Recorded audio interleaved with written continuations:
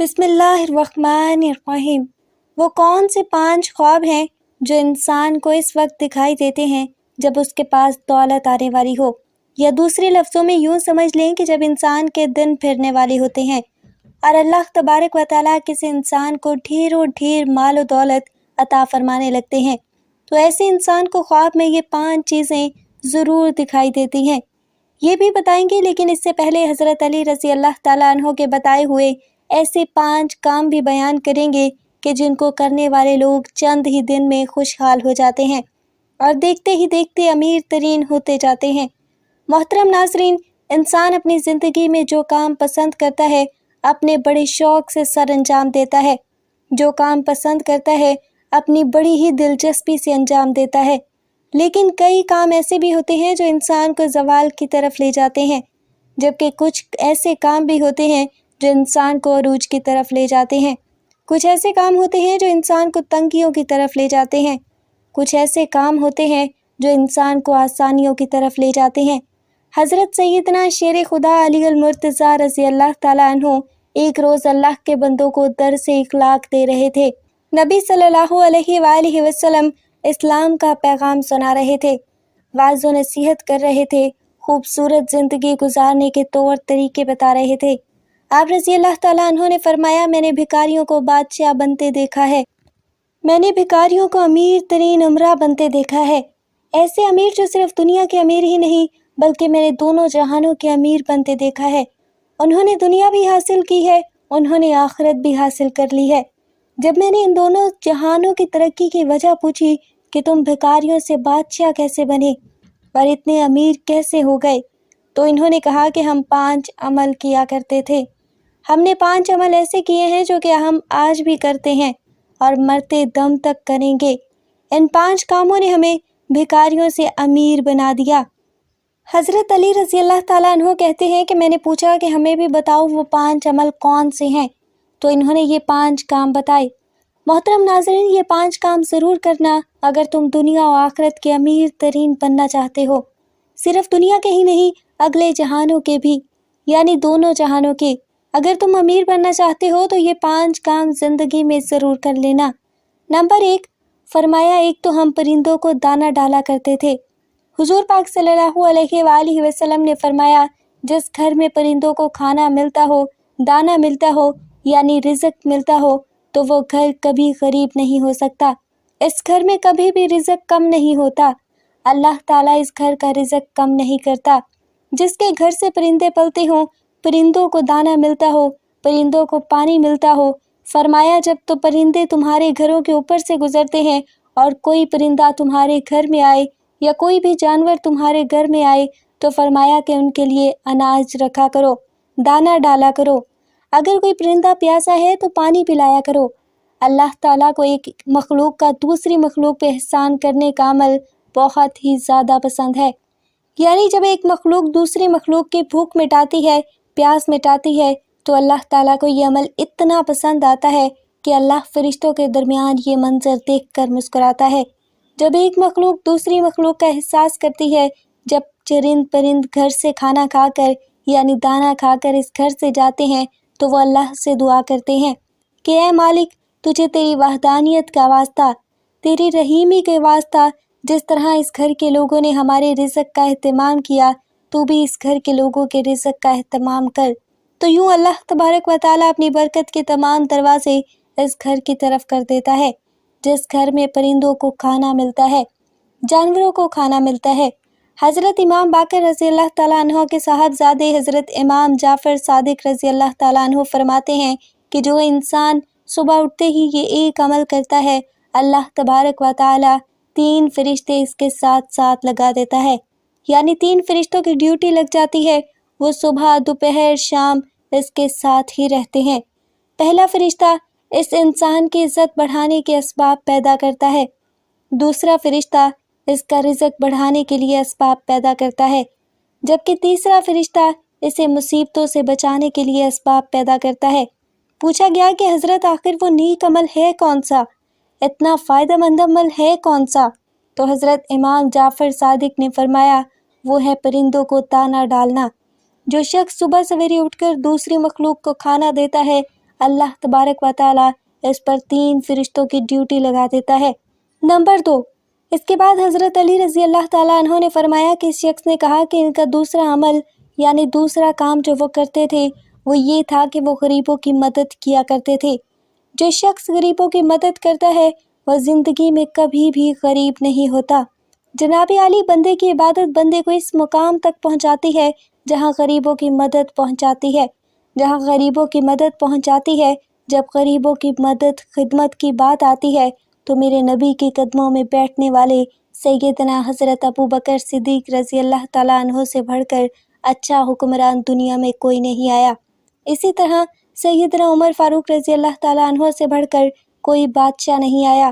سخاوت میں حضرت سیدنا عثمان غنی رضی اللہ تعالیٰ عنہ سے بڑھ کر کوئی حکمران نہیں آیا، اور علمی فراست میں حضرت سیدنا علی المرتضیٰ رضی اللہ تعالیٰ عنہ سے اچھا حکمران کوئی اس دنیا میں نہیں آیا۔ کوئی ایسا مشہور و معروف بادشاہ نہیں گزرا کہ جو 14 صدیاں گزرنے کے بعد بھی جس کے نام کے نعرے لگتے ہوں۔ تو غریبوں کی مدد کی بات جب آتی ہے تو کندھے پہ بوریاں لاد لاد کے لے جاتے اور غریبوں کی مدد کیا کرتے تھے، غریبوں کو کھانا کھلایا کرتے تھے۔ ایک بدو تھا جس کی بیوی حاملہ تھی، بچے کی پیدائش کا وقت قریب تھا جبکہ گھر میں 1 روپیہ بھی نہیں تھا۔ اب یہ لوگ پریشان تھے کہ پیسہ ایک بھی نہیں ہے جبکہ بچے کی پیدائش کا وقت قریب ہے۔ وہ ہمسایوں کے پاس گئے کہ کچھ ہمیں قرض دے دو، انہوں نے کچھ نہ دیا۔ تو بدو کے ذہن میں ایک ترکیب آئی کہ کیوں نہ مدینے میں چلا جاؤں، حضرت سیدنا عمر فاروق کے پاس چلا جاؤں، ان کے سامنے جا کر فریاد کروں، عرض کروں، وہ میری ضرور سنیں گے اور مدد کریں گے۔ یہ بدو اپنی حاملہ بیوی کو لے کر مدینے کی طرف جا رہا تھا۔ چلتے چلتے جیسے ہی مدینے کی سرزمین پر قدم رکھا، شام ہو گئی، رات ڈھلنے لگی، بچے کی پیدائش کا وقت قریب تھا۔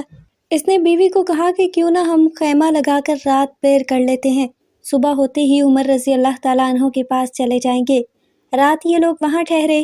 رات کا دوسرا پہر جب آیا تو بیوی درد سے پیٹنے لگی۔ بچے کی پیدائش کا وقت قریب ہے اور یہ بیوی کو حوصلے دے رہا ہے، ابھی فجر ہونے والی ہے، چلتے ہیں عمر کے پاس، اپنا مسئلہ حل کرواتے ہیں۔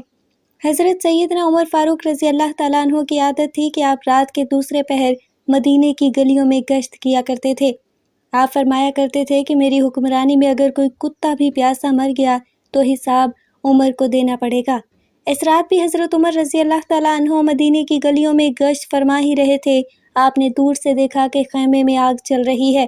آپ نے غلام کو بھیجا کہ جا کے دیکھو وہ کون بیٹھا ہے رات کے اس پہر، کوئی مسافر تو نہیں ہے۔ غلام اس شخص کے پاس گیا، اس نے کہا کہ میری بیوی حاملہ ہے، مجھے مدد کی اشد ضرورت ہے۔ غلام نے واپس آ کر حضرت عمر کو ساری بات بتائی۔ اللہ اکبر! حضرت سیدنا عمر فاروق دوڑ کر گئے، اپنی بیوی کو اٹھایا، کہا اٹھو، اگر تجھے ثواب مل رہا ہو تو لینا چاہو گی، اگر تمہیں نیکیاں مل رہی ہوں تو لینا چاہو گی؟ کہا کیوں نہیں حضرت۔ پھر فرمایا اٹھو، میرے یار کی بیوی تکلیف میں مبتلا ہے اور تھوڑی دیر میں بچے کی پیدائش کا وقت آنے والا ہے، اٹھو اور تھوڑی دیر کے لیے دائی بن جاؤ۔ اس نے ضرورت کا سارا سامان اٹھایا اور سیدنا عمر فاروق سے کہنے لگی کہ آپ تھوڑی سی لکڑیاں کندھے پر اٹھا لیں۔ آپ نے کندھے پہ لکڑیاں اٹھائیں اور وہاں جا پہنچے۔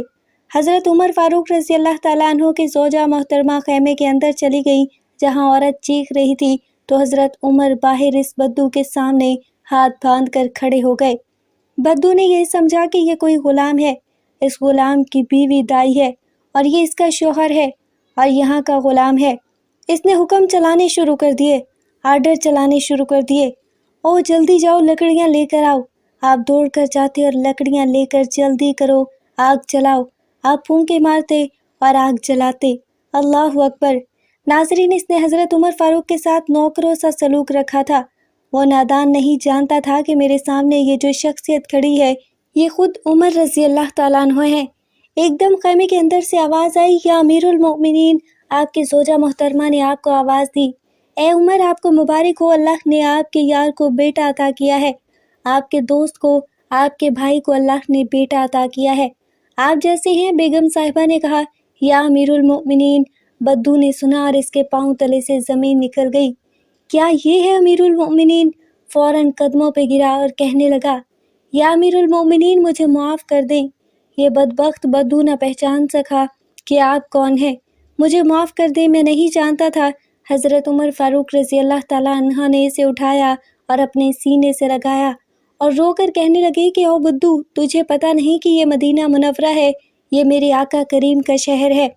یہاں امیروں کے نہیں، یہاں تو غریبوں کے استقبال ہوتے ہیں، یہاں تو غریبوں کو عزتیں ملتی ہیں، یہاں تو غریبوں کی مدد کی جاتی ہے، یہاں تو غریبوں کو بادشاہ بنایا جاتا ہے۔